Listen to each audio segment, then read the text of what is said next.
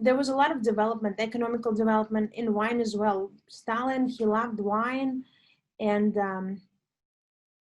he worked on building factories. So you could say that before USSR, everyone drank wine in Georgia. It was a big cultural element, but Georgians did not make wine on a commercial scale like they started to make during USSR occupation, because they really invested into large factories, and they started to make what we know now is European style of wine.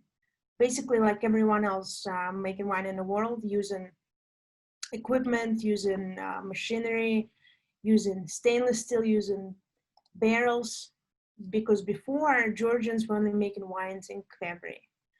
So Cavery became something like a house wine, something that Georgians just made for their own consumption. Okay, so, and of course, in 1991, Georgia became independent again, went through some hard times, but finally established their own way, looking into Europe. You know, they are looking to expand different markets.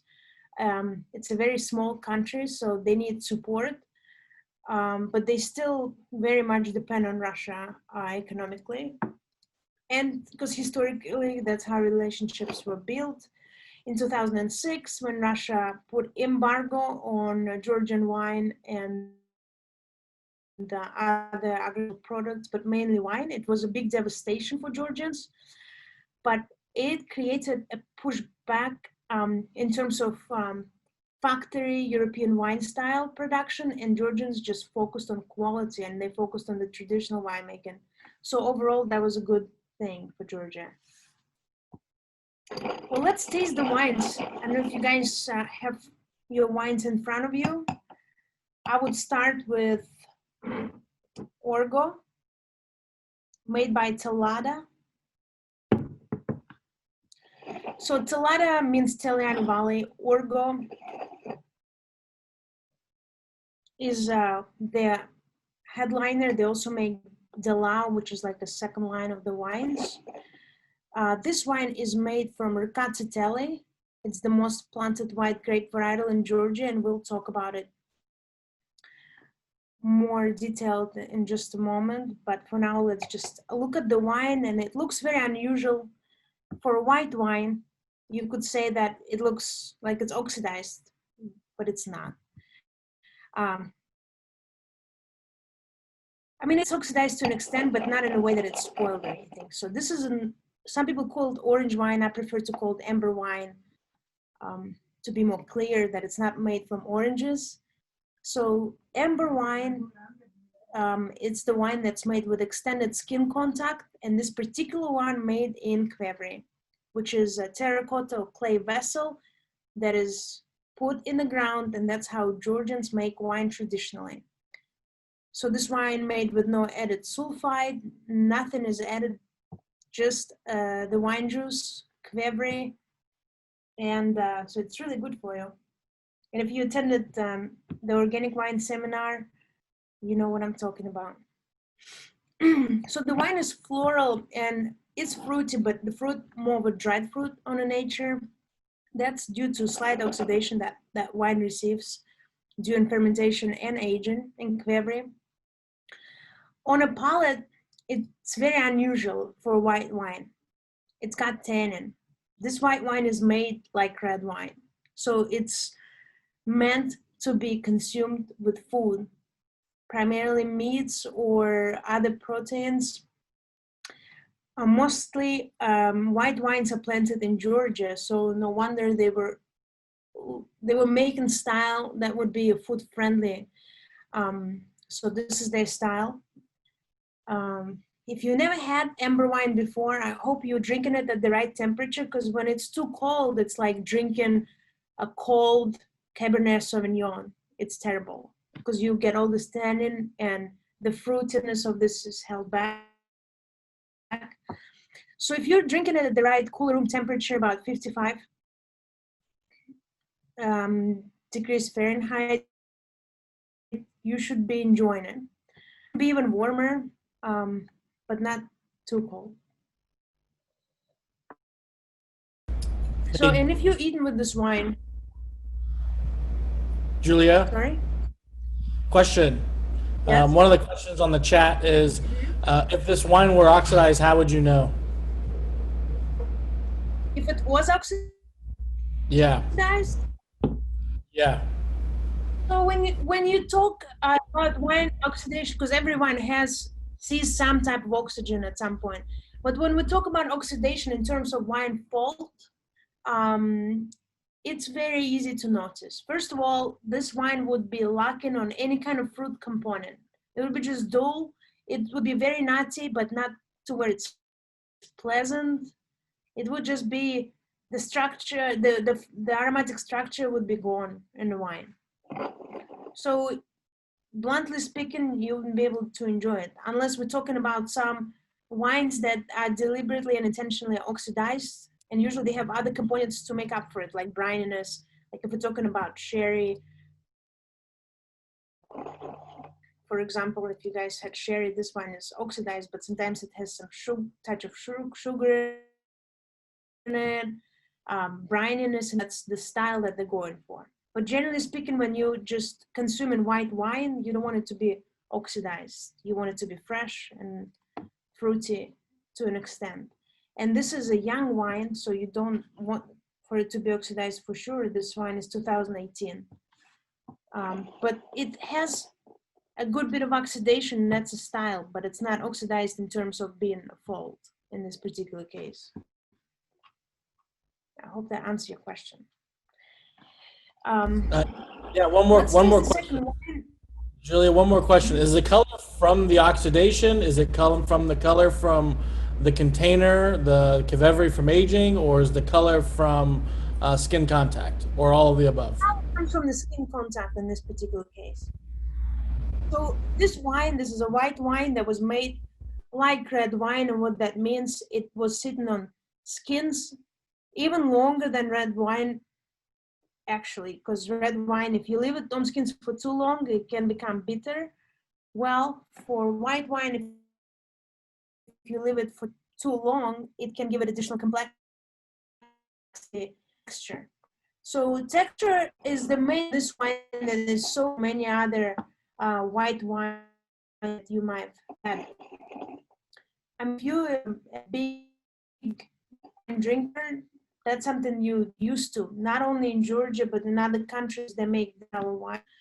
But if your first time, it could be shocking on your palate. So I would advise to taste this wine with some food and see how that changes with texture and with flavor, and how does it work with food.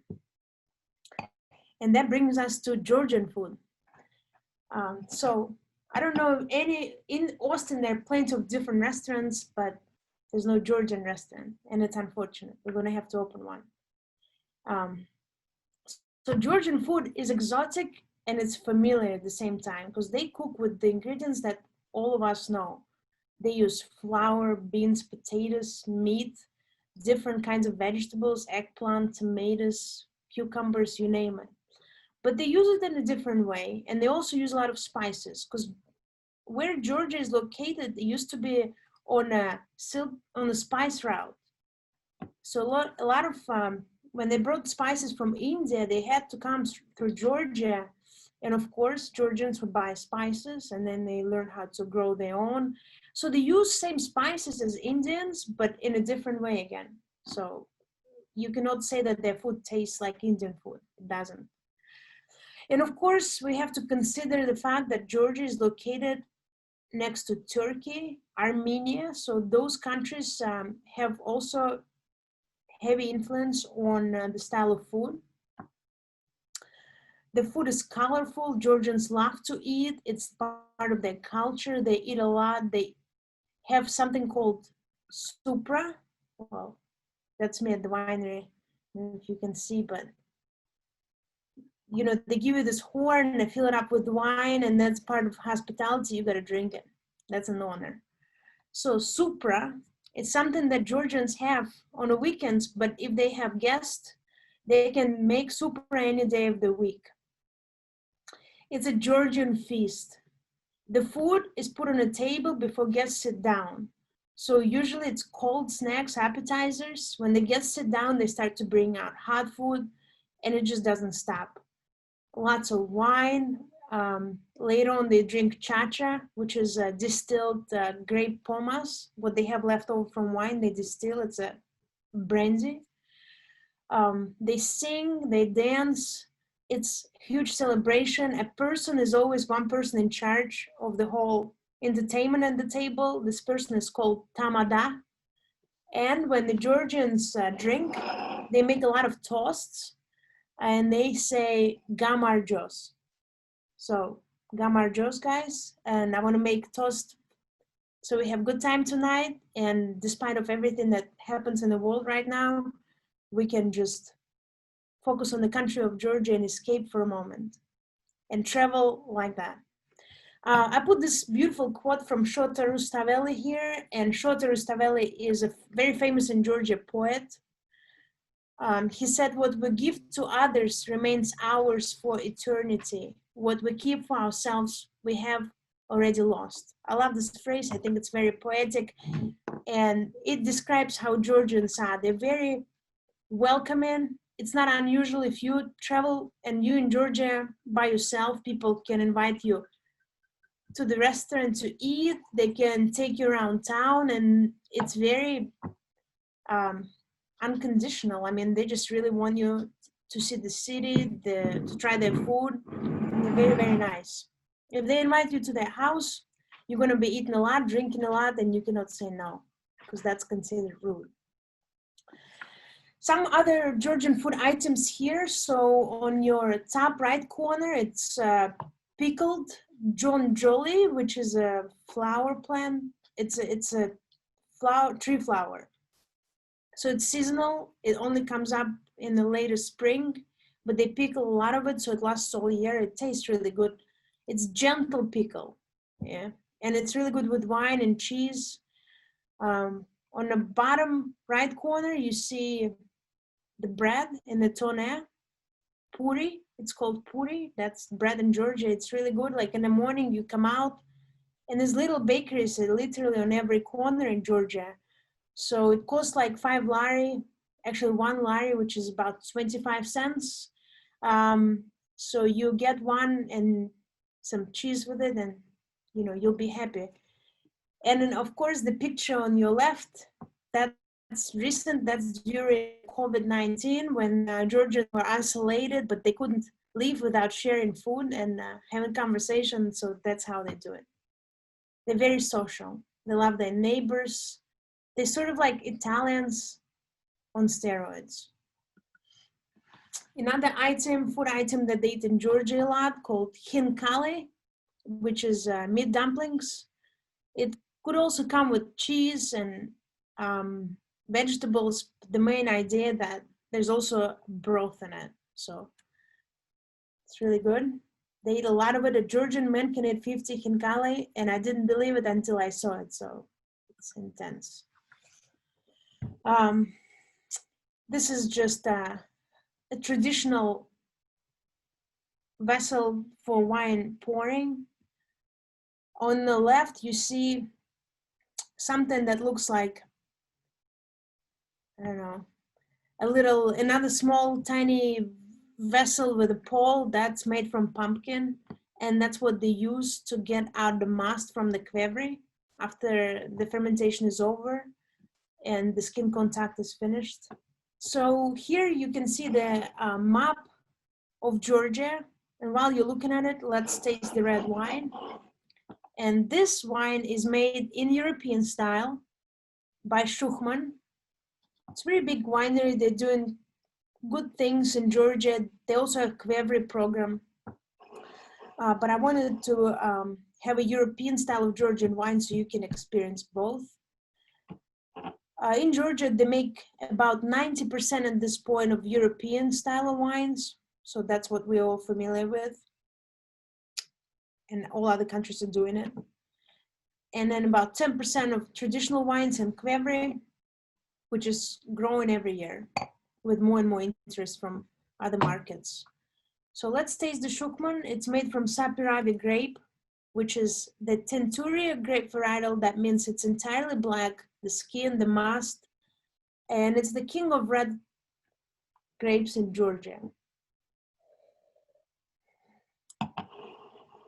This wine made in stainless steel. The first wine made in Quebri. I forgot to say it spent 6 months in Quebri, which is about normal. So the Saperavi is stainless steel, and I wanted for you to experience the grape without the oak, so you can kind of get an idea what it tastes like on its own.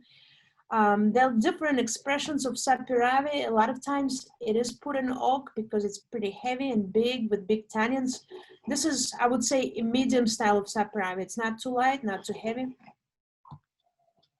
But if you look against the light, you can see how dark that is. I mean, with literally, if you fill that up with water right now, you can still, you won't be able to see through it still. That's how dark it is. They actually used, back in the day in Georgia, they used it to dye the furniture and stuff. It's darker than Syrah.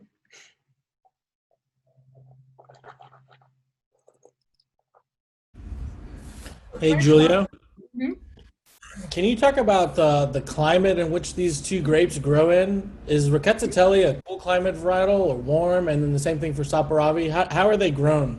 And what the climate, the climate, the terroir of the regions? So Georgia is a small country. Just to put in your perspective, it's 10 times smaller than the state of Texas. So yes, Texas is about 10 times bigger than Georgia, and you can see it on the picture here. It's exact map of Georgia in relations of the size. And it's also 51% cheaper than Texas, in case you want to travel there. Okay, so that being said, it produces a good amount of wine, nowhere nearly as France or Italy, but it has very diverse, at this point it has 18 different wine appellations, but the main wine regions are Kakheti, right here. Both of these wines are from Kakheti. Kakheti is like Napa Valley of Georgia. It is most of their wines in terms of volume, and arguably the best quality. So here in Kakheti, both of these grapes are grown, Rickettatelli and Saperavi. That's predominant grape varietals. So Kakheti is pretty warm region. It borders to Azerbaijan. It's locked in land. It's warm and therefore it's perfect for red wine, more white. Because of the Rickettatelli nature, Rickettatelli is a thick-skinned white grape varietal. That means it can stand against a lot of sun. Another grape varietal, so this is Rickettatelli, red stock. It's the most dominant white varietal in Georgia at this point, also because it was enforced by Soviets, because it was kind of like the Chardonnay of Georgia. They found that it was the most resistant to disease, it could produce a lot of high yields. So a lot of wine could be made from it. So they planted Rickettatelli and they pulled out about 100 of other white grape varietals in Kakheti and all over Georgia. It's changing now, and you can see more and more grape diversity, but there's a lot of Rickettatelli still. So let's go back to the map here. So Tbilisi, this red dot, is the capital of Georgia, where about 1 million people lives. The whole country population is about 4 million. That's not a lot. So Kakheti, we talked about, it's the most wine producing region. Then you have Kartli, which is a cooler climate, and they make a lot of rosé.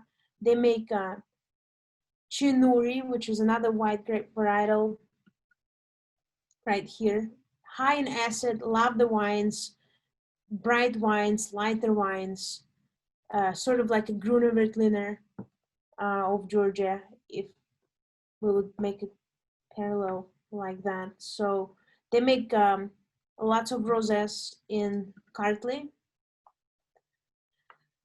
Okay, then we have Ratcha. which is also known for its ham, but they make some interesting wines. Lichkumi, where they make Tolikori, it's a white wine, they're known for that. We have Guria, San Migrello, they're less important right now, but they're up and coming because they have this Black Sea influence and they make very interesting wines, like almost coastal wines. Adjaria, it's also very coastal. They have good wind coming through. So they also a region to watch out for. And then Emirate is a big region right here. They make wine from Otskanuri Sapera. Where is it? Right here. It's a cooler climate, so for them to make big red wine, that's what Georgians like. They actually make Otskanuri Sapera in like Amarone style, ripasso. So they dry it, they make sure it loses some water, and therefore gains concentration before they press it. So this Saperavi, it's very fruity, juicy, concentrated wine. This is a medium expression, like I said. It comes in different styles. It can be light, which is more unusual. Most likely, it's going to be very big, concentrated red wine. So since we're talking about Georgia, and Georgians make a lot of toasts, here's toast to you guys. Thank you so much for joining the seminar tonight. Gamarjos.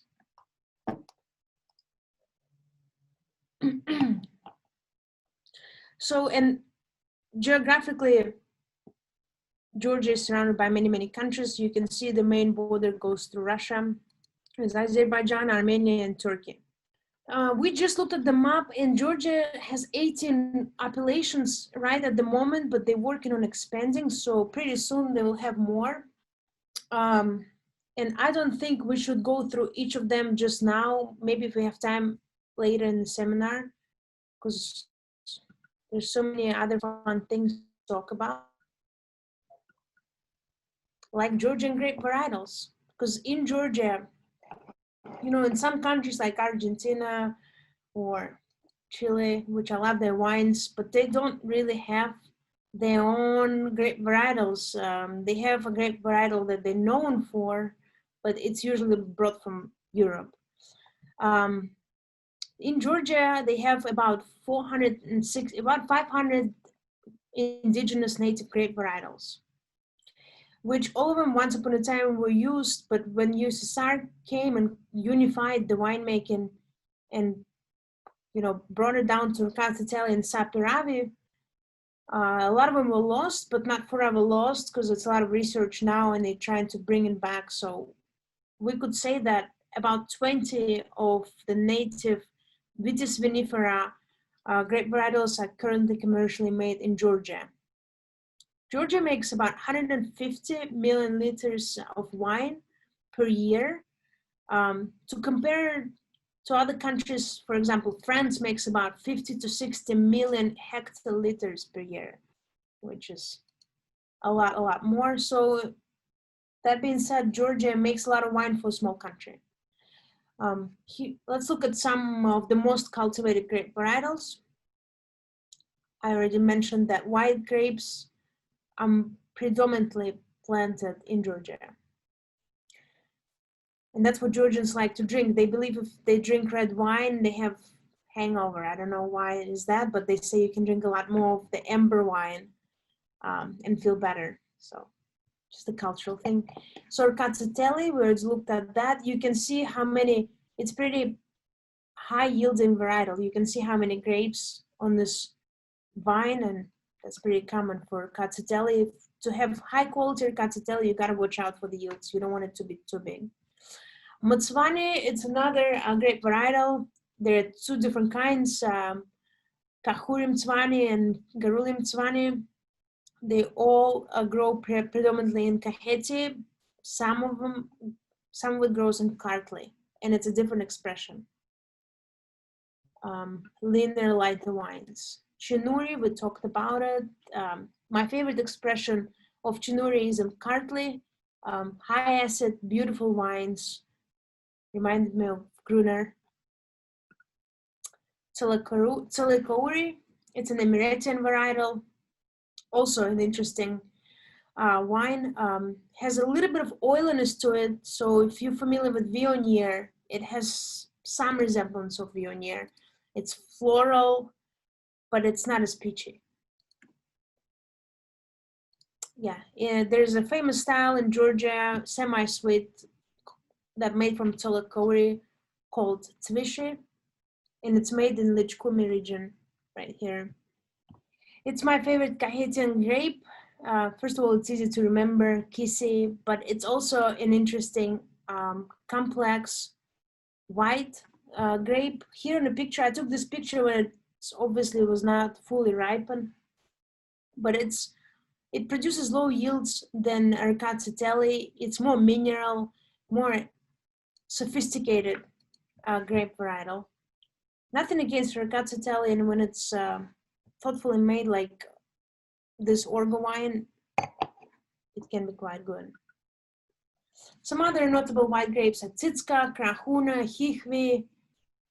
Don't be afraid to say those words. They may sound different than what we normally say in a wine world, but you know, Grunewaldliner for some people when it just came out was impossible to pronounce too, and now we all know it. Okay, well, moving to the red grape, Saperavi, is that what we all drinking from Shukman tonight? Like I already mentioned, it's Tenturier, entirely black grape, produces really strong black wines, they call it. In Georgia, it's called black wine. It's starting to open up in my glass. I've had it open for about an hour. It's pleasant, it's bright, blue and red fruit. The tannins are present, but they're not so intense like they can be in Saperavi, especially stainless aged. Don't be afraid if your teeth are black after this wine. I mean, it will go away. It's not gonna stay. Okay, well, Saperavi is mainly grown in Kaheti. Alexandrouli, mainly grown in Ratcha. They make a natural semi-sweet wine there called Kwanchkara. Let's look at Ratcha. So Atskanuri Sapere, it's an Emirate grape varietal. We've talked about that. Hey, Julia, can you, of the indigenous varietals of Georgia, are any of them domestic? I just made a comment that there is some Rickettsatelli planted in Texas and North Texas, north of Fort Worth and Alford by Brushy Creek Vineyard. But do you know of any other Georgian plantings in Texas or outside of Texas that are domestic, or even New World plantings? I know in New York, there's a Georgian Dixon winemaker who makes Saperavi in New York. That's the only one I know of. I'm sure somewhere in California they experimenting, but What's the name of that winery? I have to look it up. Oh, okay. Never mind then. Full winemaker. He makes some wine commercially, but I think he only sells at the winery.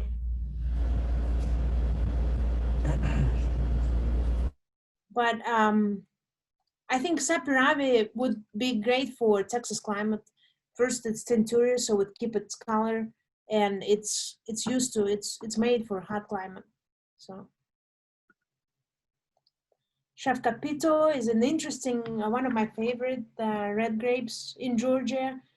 It's sort of similar to Syrah. It's leathery and it's very smoky. It's always smoky. That's how you always know it's Chef Capito, and it's grown in Cartley. There's some other. There are tons of grape varietals, so we're not going to be reviewing them all, and we only looked at the some that are commercially produced and you're most likely to find in a store. Mujuri Tuli, Aladasturi, other two grape varietals that are red and they're grown and commercially made in Georgia. Mujuri Tuli and Alexandrauli make Kwanchkara wine, which is the same as sweet. And Aladasturi, normally a lot of rosé is made from this. It's a lighter, thinner skin red grape varietal. And if you have any questions, please go ahead and ask them. If not, we're going to move to the winemaking. We talked about two different styles of Georgian wine being made, European and traditional. We're going to focus on the traditional winemaking style today because it's the most interesting and that what makes Georgia stand out amongst of other winemaking countries. So for 8,000 years, despite of being occupied, being at war, being constantly attempted to change, Georgia kept its identity. I find this very interesting. They, kept their traditions going in food, their language, and their customs. So 8,000 years of the same traditions in making Cavery wine. That means something. So in Georgia, when they build a house, first they build Marani. It's something that they always have in their home. Marani is the Georgian word for the winery. And that's what traditional Marani looks like. These holes in the floor are the Quebri that are installed in the ground. Once they put the Quebri in, and they all vary in sizes, they can stay there for hundreds of years if maintained properly. So it's like you build a house, you put your Marani, your Quebris in, you set for generations to come. Your picture on the left shows some of the winemaking equipment made from pumpkin and other vegetables. It's all natural, and it's very simple technique. But what makes this wine so different is the vessel, the terracotta vessel made from terracotta clay called Cavery. Cavery is under UNESCO protection, and about 10 years ago there was a lack of masters, Quebri masters, but now they seem to be doing better at it. So let's talk about Quebri for a second. Quebri can be large, they can be small. Usually they install different sizes because they never know how much juice they're going to get this vintage, so they want to be prepared with different sizes of Quebri. They made from local red clay, and they add some sand to it for texture, for sculpting, and water, of course. They're made by a Quebri maker. It's usually one person that will sculpt a Quebri. It costs about $1,000 to buy a Quebri, more or less. It's really hard to get a Quebri because there are not a lot of winemakers, Quebri makers in Georgia. So you would be in line for at least from 6 months to a year, depending who you know. It takes about 30 days to make a single Quebri because they start from the bottom and they only go a few inches around each time and let it dry. Once the Quebri is sculpted, they leave it up to 4 weeks to dry naturally. And then they have to fire it. They have the kiln. It's built specially for Quebri. They put it in and they run really high temperature fire for 4 to 7 days sometimes, depending on the size of Quebri again. After that, when it cools off, but not completely, it has to be still hot, but not too hot, so they can seal it with bee wax on the inside. If it's too hot, the bee wax would just burn and melt. If it's too cold, it would not go deep enough to seal the pores and make it non-leakable. So you have to be really a pro at it, and they're doing a great job. It's a unique technology. Takes lots and lots of practice. Then they put a wire around the Quebri for transportation and also to keep it in one piece, even when they put it in the ground, because in Georgia, there's quite a bit of earthquakes coming through. So to make sure it stays in one piece, they put wire around it. A couple of words on the bee wax. Of course, it's a natural ingredient, but it also breathable. So while it's not letting water out or wine out, it's keeping Quebri breathable, so the air can go in and out, which is important for the winemaking. And this oxidation that is not fault, but more likely a complexity in this wine. It adds an interesting component. So, of course, now with the renaissance of Quebri, not just small winemakers, there are larger wineries who also build in Quebri programs. This is an example. You see how big these Quebris are. We're going to start talking about the process, what happens in the Quebri to make this wine. So, traditionally, grapes are harvested by hand. They don't use any chemicals or pesticides in the vineyard because they're making wines for themselves, for their neighbors, and some to sell. It's usually crushed by foot. Then it's allowed to go into Quebri by natural gravity. They could destom, they could leave stones in, it just depends on the style of the winemaker. It's always spontaneous yeast fermentation. Georgians are very proud of their yeast. They have really strong yeast for some reason, and even French scientists come to Georgia to study it now. So during the fermentation, when the cup forms, they punch it down with a wooden pole. This is the vessel that they use to taste wine, to pour it out of the Cavery while it's still in the Cavery. So about 99.9% of Quebri, so mostly all wine that's fermented in Quebri goes through malolactic fermentation. And about 99.9%, so mostly all wines from Quebri are dry. It goes through full fermentation, so all the sugars ferment completely. So after the fermentation is complete, the sediment goes down, like you see here. And then if it's an amber wine, they let it sit there, and that's when you have your skin contact. If you want more tannin and more flavor from the skins, you can give it a store. It's called batonnage. You don't want to overstore because then you're going to extract too much bitterness. So that's about how simple the process is, but you still got to know what you're doing and trust the nature, of course. So for red wines, usually they don't leave skins in for too long. They remove them because they don't want this additional tannin. Then they just seal the Cavery with wax or stone, depending on the region, and leave it through the winter and won't open it till May. And while the Cavery remains in the soil acts as a natural temperature controller for the wine. So that was a brief conversation about Georgia, but I want to connect with you guys and see if you have any questions, and there's a particular topic you want to explore more, we should focus more. Let's focus on that.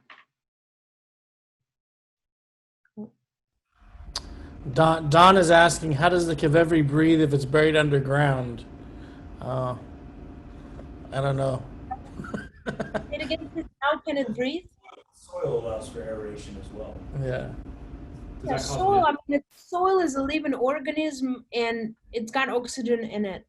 And if you don't need a lot of oxygen, otherwise your wine will lose its fruit. I mean, versus stainless steel, you know, like in stainless steel, when the wine is made in reductive style, let's say Pinot Grigio, when they ferment and age it in stainless steel, they want to make sure there's no air touching the wine, so it stays reductive and fruity. When you put it in a Cavery, which is breathable, and it's in the soil, you will have a certain amount of oxygen going in. And during fermentation, the Cavery is completely open. But even when it's sealed with beeswax and when it's sealed with stone, that also lets a minimum amount of air come through, which makes this wine really good wines, like to drink and leave the bottle open for a couple of days. Like it's immune to oxygen naturally. And Julia, how long does a individual Cavery last? 100 years. It can last for thousands of years. I mean, in theory, if you clean it properly, you gotta clean it, and that's it. And you don't need to actually even rewax it every time. There've been some new winemakers who've been rewaxing their Quebris, and they put too much, and they kind of ruin this whole dynamic. You gotta rewax it every 10 years or so.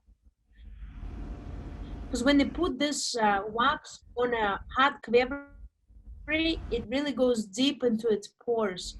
So even when you clean it hard, and they usually use cherry tree brushes made to clean it, it's the wax in the pores of clay.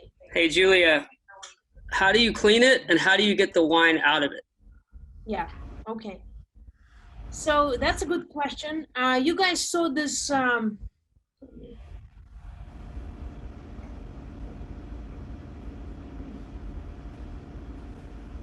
So generally speaking, you could be just getting it out with this pumpkin, emptied pumpkin. But of course, in a commercial winemaking, it's not efficient.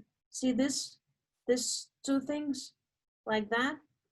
If you're just drinking it, you can use this vessel. But nowadays, they build Quebri on terraces, on levels, and they allow the wine to come out by gravity. So they just put hose in it, and the wine comes out by gravity. So Julia, is that like putting a tap in a barrel?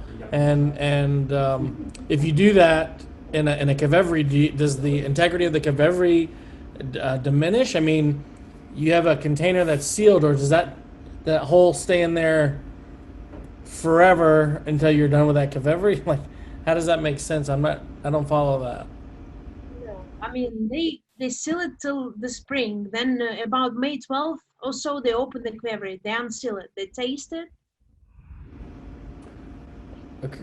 and then there's a many ways you can get it out. You can use hose and you can pump it out. You can use natural gravity. You can use additional vessel to kind of get it out. Mm. Yeah. So it really depends. A lot of winemakers now build Quebri in terraces, so it's elevated, and so when you put hoe in it, it just goes down. Oh, like a siphon.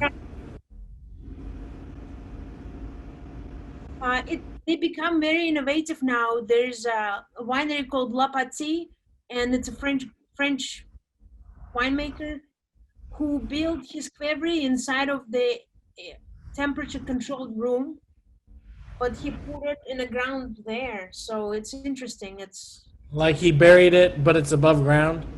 yeah. He built the that's- ground to put Quebri in it, but it's also in temperature-controlled room. He makes a lot of pet nuts and lighter style of wines, so he wants to be able to give it a cooler temperature, when it's aging. And then to clean it, do you get inside of it? Do they like put a kid in there, or what?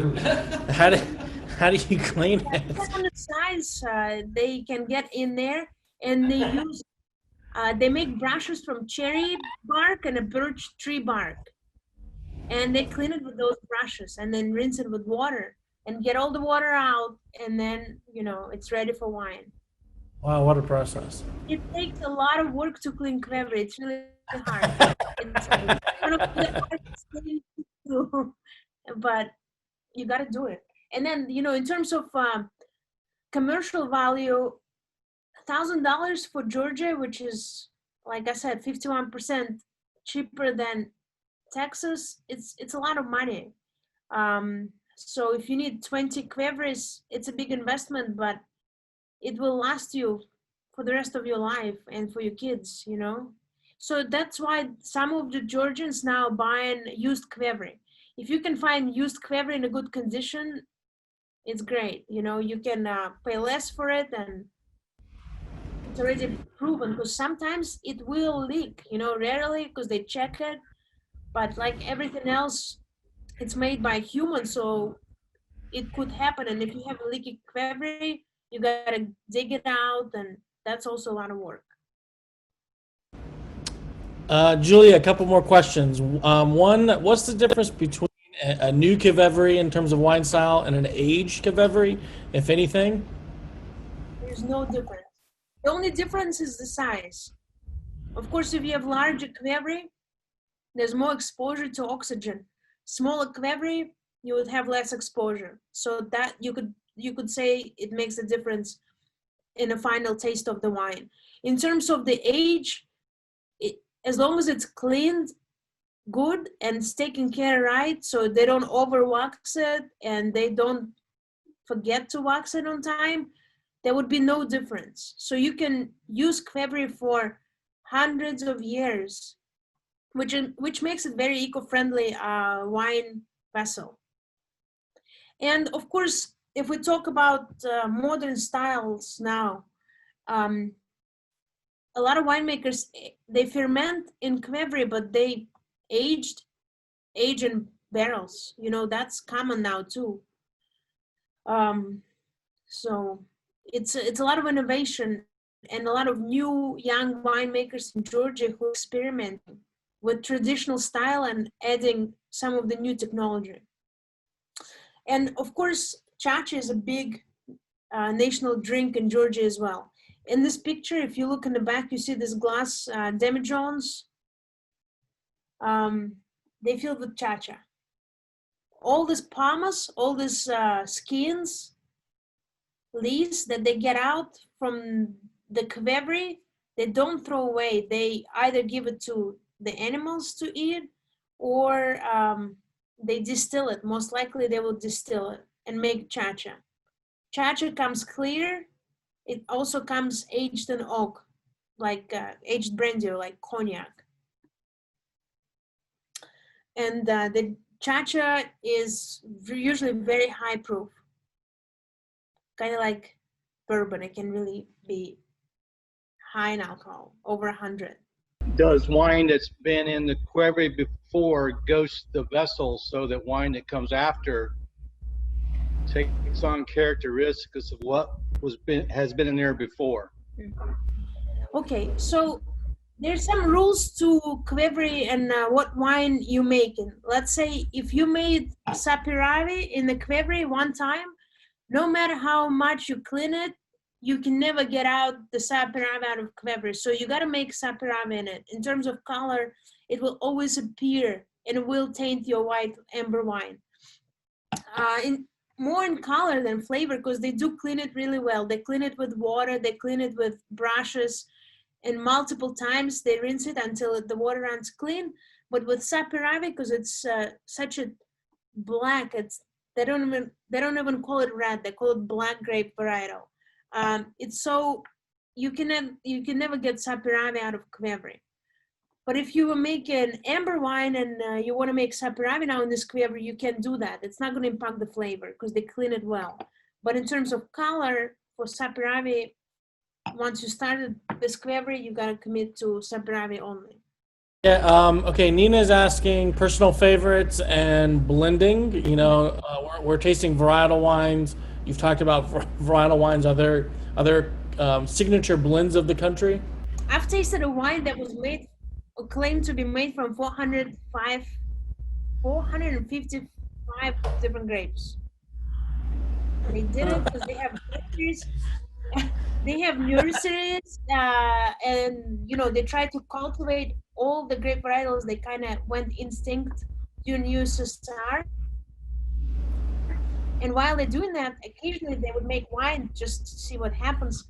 It didn't taste great. I mean, it didn't taste like predominantly anything, just tasted like wine. But for blends, traditionally, if it's Kvanchkara that is made right here, is one of the more traditional blends. It's semi-sweet wine. It's Alexandra Urli blend. But in terms of, and then when they make riccatatelli, a lot of times they add Mozzvani to it, about 25%. So sometimes you don't even know it's there. They don't have to state if it's less than 25%. But generally speaking, mostly you're going to get single varietal wine in Georgia. Yeah. But there's no like there's no like Chateauneuf Pop of Georgia, right? I mean, nothing like a mainstream blend that's kind of ubiquitous, that's known. Huanchcara is very famous blend. Huanchcara is a small appellation, and it for Georgia is very expensive wine, and they don't produce a lot of it. It's a naturally sweet wine. It's lighter than Saperavi expression when it's produced semi-sweet, but it's more complex. It's really, really delicious. It's like red Riesling, you know, it's so good. So Huanchkara is what Georgia is known for in Russia and some post-Soviet countries really well. And people appreciate that wine, and it's something that they open for special occasions.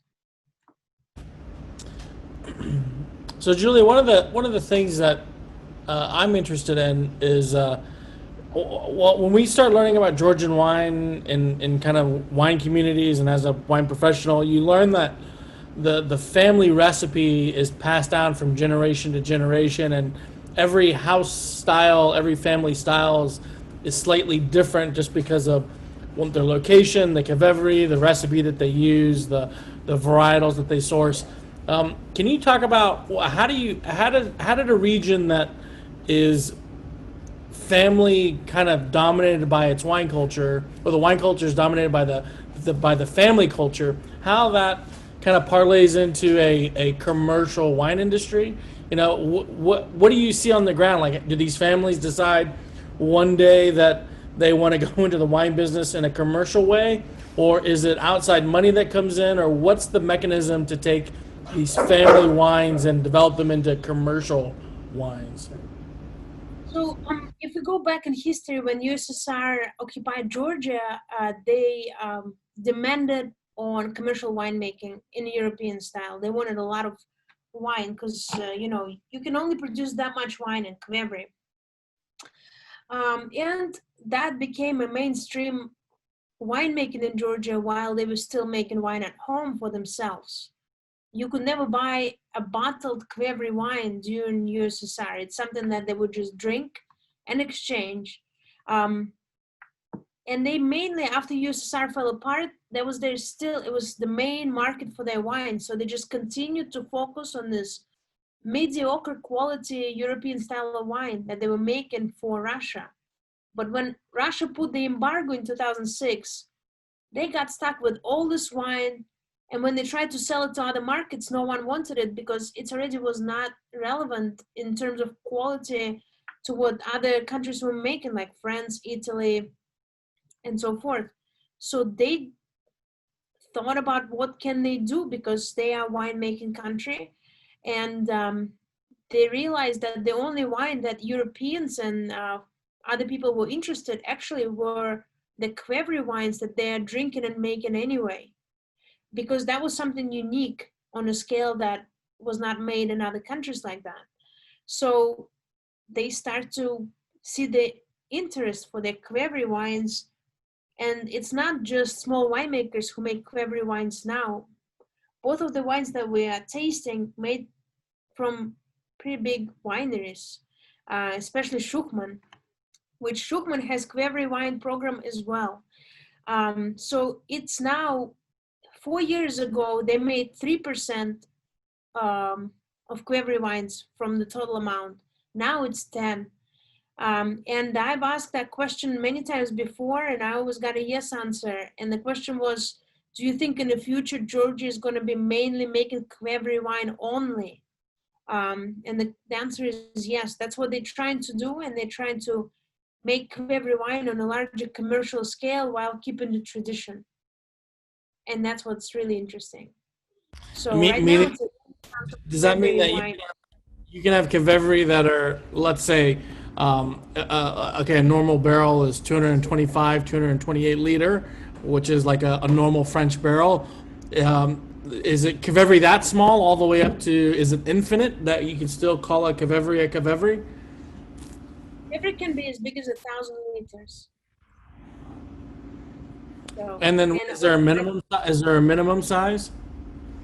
There's no regulation on that, because traditionally in a Marani you would have different sizes because it was unpredictable how much grapes you're going to harvest that year of what varietal. So this Cavery right here, they're about 1,000 liters. So it's, of course, if you're going to produce Quebri wines commercially at the factory, you're not going to be interested in small Quebri. So they're going to be pretty unified, big like that. But if it's a small winemaker, they're still traditionally going to make different sizes because they usually focus on 3 or 4 grape varietals, but they also doing something that they can only get that much, like Kisi. Kisi is not grown as much as Ricatatelli, but they still like that wine. So they will dedicate smaller Quebris to produce Kisi. Because the thing about Cavalry, it has to be filled all the way up. If you leave room, you leave room for extra oxidation, and that can potentially spoil your wine. So if they don't have a lot of juice to fill up the Cavalry, and I'm talking about small winemakers, they could put stones in the Cavalry to make up that room. It's not common, but I've seen that happen. So, Yeah, that's interesting. Yeah. I mean, while 1,000 liters sounds like a lot, 1,000 liters is the equivalent of 4 barrels. So it's not a huge volume, even a large Cavery. I mean, we've all been to wineries, even in Texas, where their stainless steel tanks are 5,000, 10,000, even bigger than that liters in terms of a stainless steel tank in a commercial winery. So it's still like, it's still not a lot of volume for commercial wine. So I'm wondering, is the Cavery the limitation for the growth of an industry? If in fact that's where most of the production is growing, like how do you scale? Like what's the mechanism for scale? Just more Cavery in the ground and cheap labor? Okay, well, I want to say again that Georgia is 10 times smaller than Texas. So it's a very small country, and it can, for its size, it's producing a lot of wine. But it will never produce as much wine as Italy or Spain. So it's always going to be a niche wine category with the focus now on quality. So they're never going to produce a lot of wine. They're now just going to be producing more and more quality wine.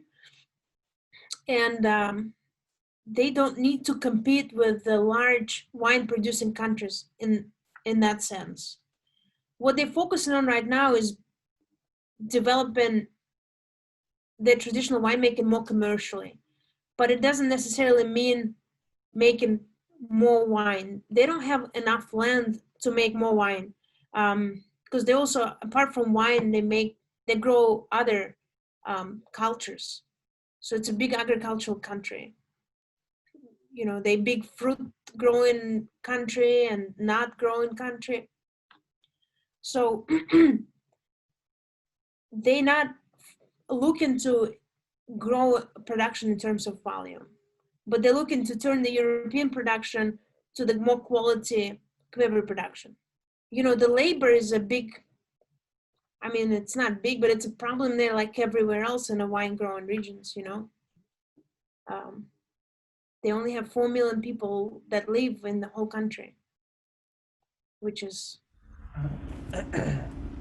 So Julia, here's a possibly a good segue. Wes is asking where he can get your T-shirt, and that may be a good opportunity to kind of segue into what you're doing. You know, your passion in the wine industry as of lately, and kind of finish off there. Well, T-shirt I got in Georgia, so next time I go, let me know your size and I bring you back the T-shirt. Or we can all go to Georgia if you guys want to ever take a trip. Like I said before, 51% cheaper than Texas. That also means you can, you know, have a 5-star vacation for 51% less. But I'm currently working on developing a portfolio of natural Georgian wines in Texas. And that means literally connecting to all the smaller winemakers in Georgia and with the idea to represent them here, to give back personally give back for what Russia have done to Georgia, as it's still trying to occupy it. We'll remember Russia attacked Georgia in 2008 and actually killed a lot of people and occupied 20% of Georgian territory. And it's still like this now. So Georgians don't have a lot of voice. No one is really interested to, go against Russia and try to protect Georgians. But I am. So I think in terms of giving them the outlet for their winemakers to be represented in a market like United States means a lot. For us, it means we can drink traditionally made wines of a good quality that are also very affordable still compared to other natural wines and other traditional wines made worldwide. And for the winemakers, it means they can, feed their families. So this is my project Gravity Imports is currently working on bringing some really good Georgian wines to Texas. And I mean, they're going to be way better than what we're tasting. And by the way, do you guys like the wines? What are some of the opinions, especially on the amber? Anyone wants to share? While I was preparing for the seminar, I've connected to... Julie, I'm sorry. I have a crowd of people. What do you guys think of the wines? Oh, there we go. Everyone likes the wines. I think I disconnected myself. No. That might have been a crash the whole thing if you were actually hosting. How did you disconnect yourself? I don't know. Amber was great. It tasted like apricots to me. It was really nice. Yeah. To me.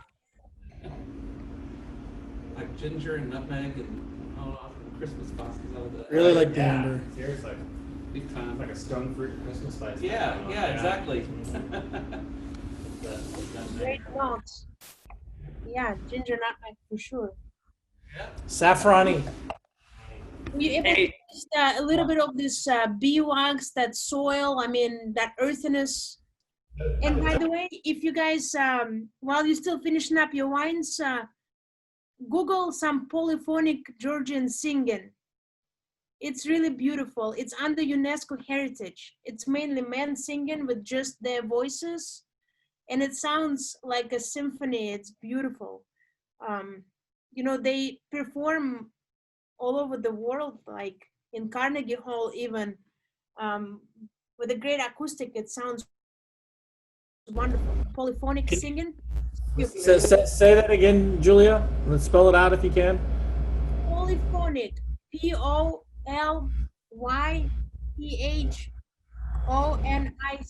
I think. Okay. Polyphonic singing, Georgia. Look that up, and I hope you enjoy it. Also, Georgian traditional dancing, it's a different level of like ballet. It's very technical, they're very athletic, and it's cool. In Georgia, when you go out to eat at the restaurant, you always offered in a program. So they would come out and dance and sing while you're eating.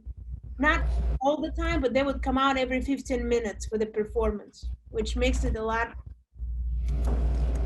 fun. And then when Georgians drinking, they say gamarjos. And to say thank you in Georgian, you say madloba. So madloba, guys, for joining. It's a lot of material to talk about one country within an hour and a half.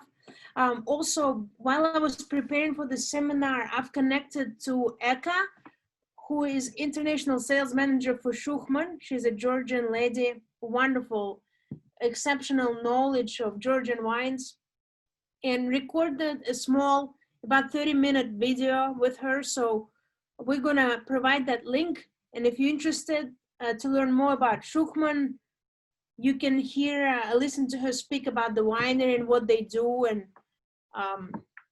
the history of the winery. It's actually founded by a German investor. And when he did found the winery, everyone in Germany told him that he was a fool for investing to Georgia, because, like most of us, They didn't know what kind of country it was and associated it to Russia. But he didn't listen, and he founded Shukman Winery, and that business just blossomed over the years. Now they also have resort. You can come and stay there. You know, it's got different pools, restaurants, nearby the mountains. It's breathtaking. Georgia is a very beautiful country, and for this small country, it really has everything. We were skiing up there in January. It's got beautiful skiing resort, Bakuriani, that is the same altitude as Alps, just on the other side. It has Black Sea. You can go and swim there. It takes about 4 hours by car from Tbilisi, the capital of Georgia, to reach the beaches. So they have casinos there. They have nightclubs. With kids, you can go there too. They have family resorts. Mountains, of course. They have tons of mountains. Even in the summertime, when you're driving around Georgia, you can look up at the mountain peaks. They're full of snow. Every region of Georgia offers its regional cuisine. Like in Kakheti, they eat a lot of meat. Like in Texas, they love meat, grilling out, and strong red wines, stronger amber wines. If you go to Emirate, it's a cooler climate there, and they like to eat more vegetables here. It's a vegetable-driven cuisine. They have lighter wines. You go to Adjara, where they make this Adjaruli Hachipuri, which is delicious. You go to Adjara, and it's coastal cuisine. Really fun. They eat a lot of seafood in this area. In Ratcha, they know for its ham. It's sort of like prosciutto style, but it tastes quite different. It's delicious. In Lichkumi, they make a lot of, all over Georgia, they make a lot of honey. So when you're driving through Georgia, it actually takes a long time because the roads are good, but the speed limit is low because the cows and all the cattle, they're just walking around. Even pigs are walking around and they're coming back home, which I've never seen anywhere before. So it's very country in the good way. You see a lot of villages and how people live, how they eat. They're super friendly and welcoming. And Georgians believe that every guest they have is God sent. So that helps, You're always treated like a special person in Georgia, no matter where you go. You can always follow me on Instagram, and I post a lot about Georgian wines and natural wines in general. It's Julia Dixon Wine. It's my Instagram handle. Thank you so much for joining us through all the 3 classes. And I think Daniel wants to announce the schedule for the upcoming classes. Is that right, Daniel? Hello. Hey, you guys. Julia, amazing job. That was a lot more informational than I thought it was going to be, and learned a whole lot. So thank you so much for being not only a really great friend of the winery and also a super professional in terms of your wine knowledge. I think everybody really learned a lot the last couple of classes. And I'm also very proud that we've been able to continue these classes and that people are actually joining them and participating and sharing and learning and building community with us. It really means a lot. And Julia, I really do thank you. So cheers to you. How do you Yes, that. To you. So in terms of the next round of virtual classes, the way that the schedule is set up, we're continuing every second and fourth Wednesday of the month at 7 p.m. The next class is July 22nd, but that class is for wine club members only of Vinovium. And then the next round of public classes starts in August with Mark Rayshap, and Mark will be doing 3 classes in a row, the second, the fourth Wednesday of each month at 7 p.m. He will be doing basically the Southern Hemisphere. So I'm not sure the rotation, but he plans to do Argentina, South Africa, and Australia. And then after his 3 classes, we have another class with myself for Wine Club. And if you are on the fence about how to support a winery during COVID, it's by joining a wine club. So if you're interested in more continuing education, online learning, and getting great wines, please consider joining the wine club. And if not, the public classes will start again. Let's see. August 12th. So August 12th will be the next public class with Mark Rayshap, and then he'll teach 3 classes. And again, so 3 classes with a guest, 1 class with me, 3 classes with a guest, 1 class with me. You kind of get the idea. But always the 2nd and 4th Wednesdays at 7 p.m. All right, you guys, thank y'all so much. Julia, high five to you. I know you're in Philadelphia working with Mila to create some amazing art there, and we all support you, love you, and hope you have safe travels.